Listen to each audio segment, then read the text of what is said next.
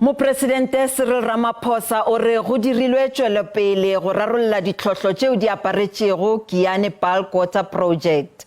Projeke ya diranta tše dibilione e tsotšitšego dingangišano e diegišitšwe makga a mantši ka lebaka la ditatofatšo tša bosenyi, taolompe ya ditšhelete le mathata a setegniki.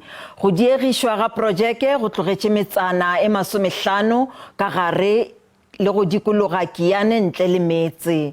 MoPresidente o be a bolela ketelong ya go hlahloba Projeke ka stadium sa Giyani ka Limpopo le Hono.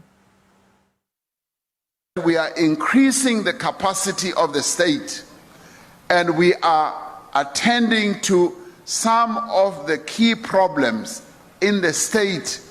We are beginning to gain traction, and in the water sector, that is where we are also beginning to demonstrate, yes, we do have the capability to solve the problems. One of the things that the minister also said, Mali ay problem.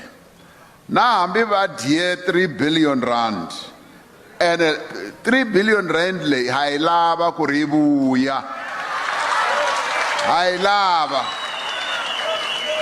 Because yes, and I'll come to that, there will be consequences.